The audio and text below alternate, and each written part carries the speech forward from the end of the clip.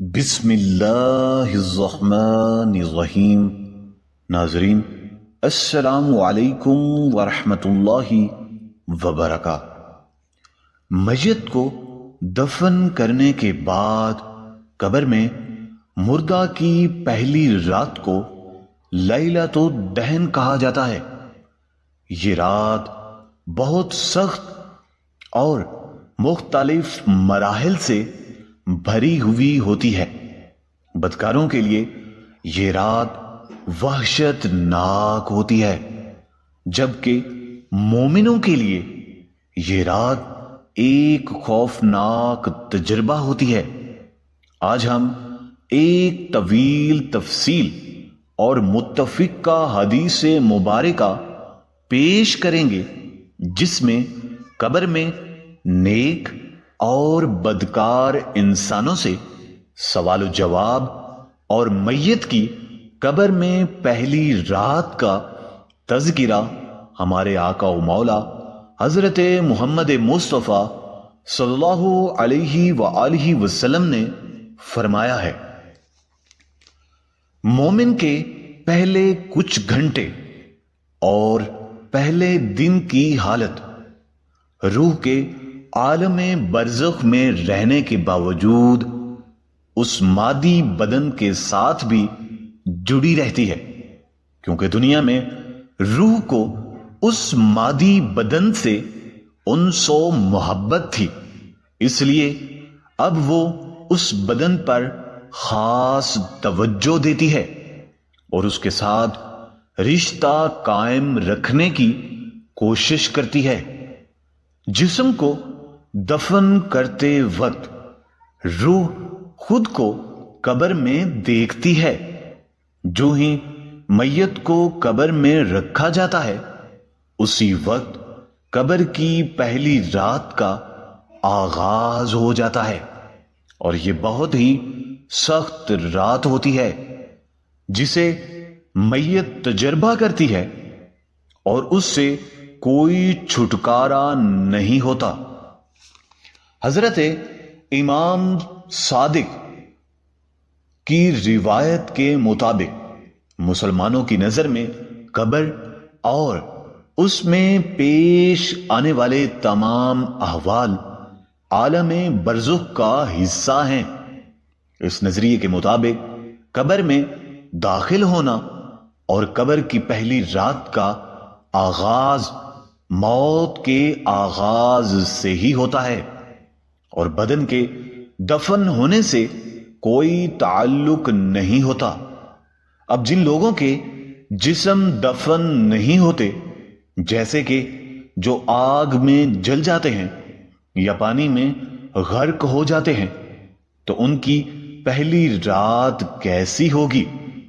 امام طبری علیہ السلام فرماتے ہیں کہ حضرت امام حسن عسکری کے پاس ایک شخص آیا اور پوچھنے لگا کہ جو لوگ جل جاتے ہیں یا پانی میں ڈوب جاتے ہیں اور ان کے جسم دفن نہیں کیے جا سکتے، تو پھر ان کی قبر کی رات کیسی ہوگی؟ آپ نے فرمایا، مرنے کے بعد کی حالت کو قبر کہتے ہیں، چاہے وہ دریا میں غرق ہو جائے یا شیر کھا جائے، اس کی کیفیت عذاب اور انعام کی کیفیت ہمیں نہیں بتائی گئی۔ یہی حقیقت ہے کہ قبر کی نعمتیں یا عذاب الہی کیسے ہوں گے، اس بارے میں سوال کرنا بے سود ہے۔ سامعین کے لیے اتنا کافی ہے کہ رات میں جب ہم خواب دیکھتے ہیں تو ہم کہیں جا رہے ہوتے ہیں یا کسی سے بات کر رہے ہوتے ہیں، لیکن ہمارا جسم بستر پر ہی موجود ہوتا ہے اور ہم بستر پر ہی ہوتے ہیں۔ روح کا تعلق اس وقت کہیں اور ہوتا ہے۔ اسی طرح روح عالم برزخ میں چلی جاتی ہے اور جسم قبر میں ہی رہتا ہے، اور ان دونوں کا تعلق خواب کی طرح ہی ہوتا ہے، جس میں جسم کہاں ہوتا ہے یہ اللہ ہی کو معلوم ہے، اور اللہ ہی اس بات کو بہتر جاننے والا ہے۔ اب بات کرتے ہیں قبر کی پہلی رات کی کیفیت کی۔ حضرت برا بن عازب رضی اللہ تعالی عنہ بیان کرتے ہیں کہ ہم آقا دو عالم حضور صلی اللہ علیہ وآلہ وسلم کے ساتھ ایک انصاری کے جنازے میں شریک ہوئے۔ جب ہم قبرستان پہنچے تو لحد تیار نہیں ہوئی تھی، اور ہم حضور صلی اللہ علیہ وآلہ وسلم کے پاس بیٹھ گئے جو میت کے سرہانے بیٹھے تھے۔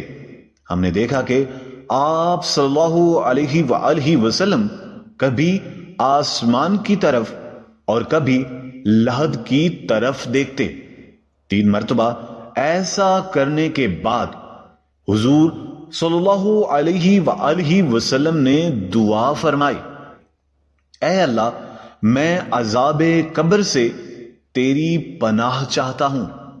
پھر آپ صلی اللہ علیہ وآلہ وسلم نے فرمایا، جب بندائے مومن دنیا سے رشتہ توڑ کر آخرت کی طرف متوجہ ہوتا ہے، یعنی جب اس کی موت کا وقت آتا ہے، تو جنتی فرشتے اس کے پاس آتے ہیں جو جنتی خوشبو اور کفن کے ساتھ ہوتے ہیں۔ فرشتے اس کی روح کو ایسے نکال لیتے ہیں جیسے مشکیزے سے پانی کا قطرہ نکلتا ہے، بالکل غیر محسوس طریقے سے۔ جب ملک الموت اس کی روح نکال کر فرشتوں کے حوالے کرتے ہیں تو وہ روح جنتی خوشبو میں لپٹی ہوتی ہے، اور فرشتے اس کی روح کو آسمانوں کی طرف لے جاتے ہیں۔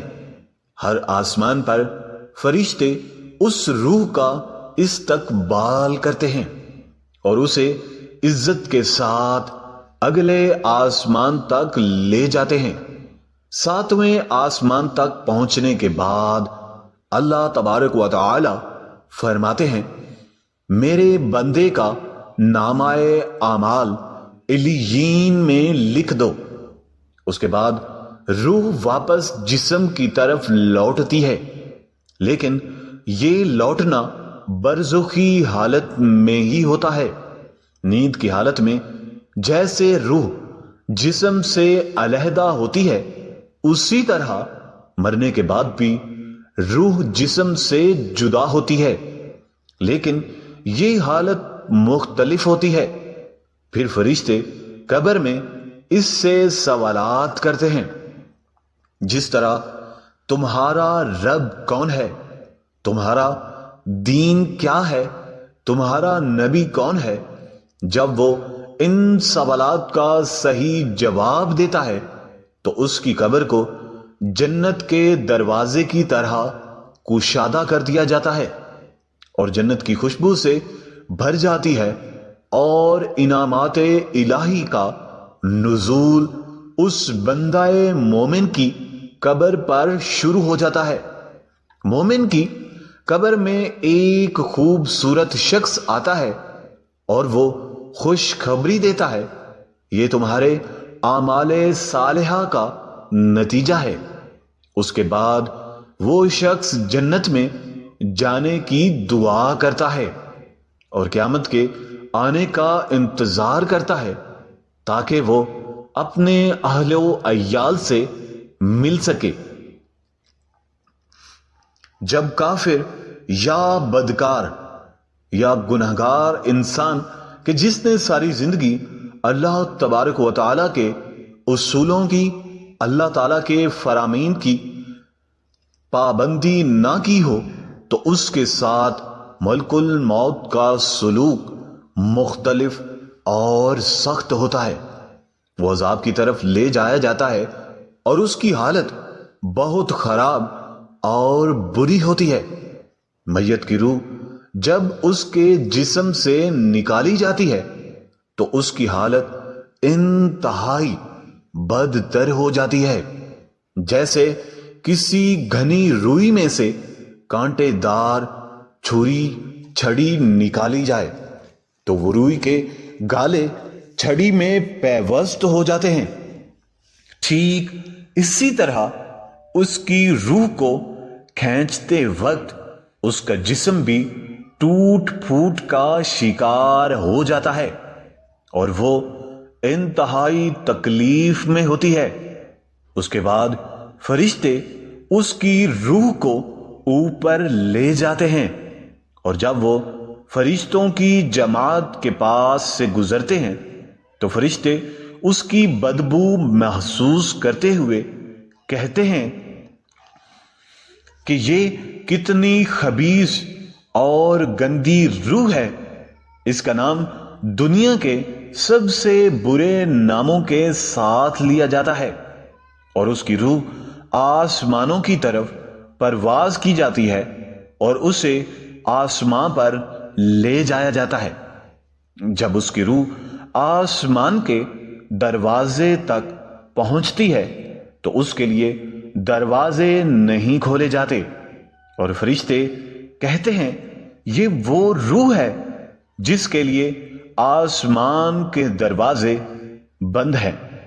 پھر خالق حقیقی اللہ تبارک و تعالی عز و جل فرماتے ہیں کہ اس کی روح کو سب سے نچلے درجے میں ڈال دیں۔ اس کے بعد اس کی روح کو انتہائی نیچے پھینک دیا جاتا ہے، جیسے سورہ حج کی آیت میں ذکر کیا گیا ہے۔ جو شخص اللہ کے ساتھ شرک کرتا ہے وہ آسمان سے گر کر نیچے گرتا ہے، اور فرشتے اسے لے کر اس کے جسم میں واپس پھینک دیتے ہیں۔ استغفر اللہ، اللہ اکبر۔ اللہ تعالی ہمیں اپنے عذاب سے محفوظ فرمائے اور اپنی پناہ نصیب فرمائے۔ پھر اس سے سوالات کیے جاتے ہیں جیسے کہ اللہ کے نیک بندے کی روح سے کیے گئے تھے کہ تیرا رب کون ہے، تیرا دین کیا ہے، اور جو تم میں سے آئے تھے وہ کون تھے؟ وہ حیرت زدہ ہو کر پریشان ہو کر کہتا ہے وہ نہیں جانتا، اور پھر اس کی روح پر عذاب نازل کر دیا جاتا ہے۔ اس کے بعد فرشتے اس سے چوتھا سوال کرتے ہیں، تم نے خود اس کتاب کو کیوں نہیں پڑھا اور اس کے فہم کو کیوں نہیں اپنایا؟